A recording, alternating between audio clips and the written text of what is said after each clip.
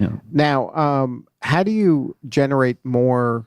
Like, if that's one of your objectives is to kind of battle the review sites, what are some tactics you can do to kind of generate reviews and get kind of the good word out?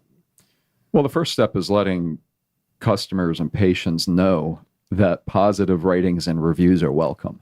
And they're important to, like, because you want to build a relationship with all your patients, right? So you want them to be helping and I'm sure a lot of them want to help if they knew the path to help. Are there things you can do to incent them to review or incent them to, share stuff on social media? That's the gray area, the incentive part. That's Right. what Yelp frowns upon, incenting people with, whether it's chocolate candies or So discounts. They don't like incentives are bad Right. when it comes to review sites. So only thing is good service. Like you just do a good job. Pretty much, if you like us, write a review on Yelp. That's Right. pretty much what That's you can all say. you can That's say, the and end of this. Right. that's blessed by most review sites, that philosophy. Right, and we want you to do it at home later, Not here. and not just us review other sites, but yeah.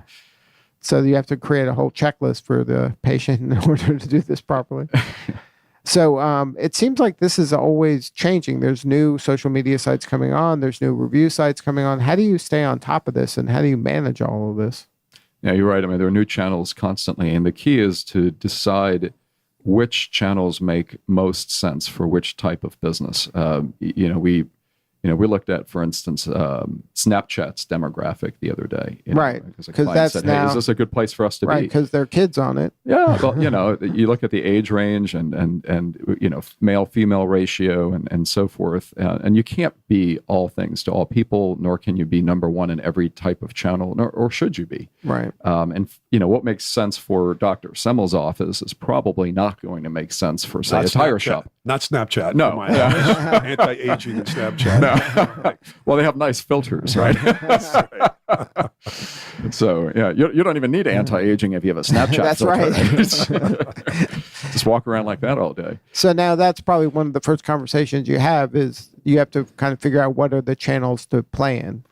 Yeah, what are the channels and what are the internal capabilities? Mm-hmm. It's best to do a few things really, really well than spread yourself out too thin and say, hey, we're going to do a little Twitter, we're going to do some Pinterest, we're going to do some Snapchat, we're going to do this, and that.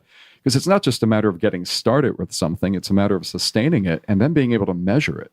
Mm-hmm. So for Dr. Semel's office, would it make sense to have a Snapchat presence? Not as much as, let's say, to have a Pinterest presence, So Pinterest or Instagram, something more photo oriented? Well, probably more age demographic oriented, female oriented. If we were to expand the strategy, we'd say, well, let's if you have the resources and if you want to expand your strategy, let's have a look at Pinterest because it's 70-80% female. Right. So then you're in the ballpark right there. Yeah, and there are very strict rules and regulations about medical content that you can and cannot share. But what patients do on their own is up to them. Right. And often they're very, very proud of their progress. If they say, hey, look, I lost 10 pounds in 30 days on this program, and Dr. Semel's staff has been amazing, easy to work with. Often they're very proud to share that on their very own.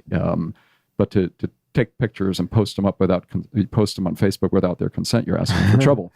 If you're a tire shop and you're selling rims, that could be a whole different story. Right. Say, hey, this was the car before and after. So you have to know, the do's and don'ts.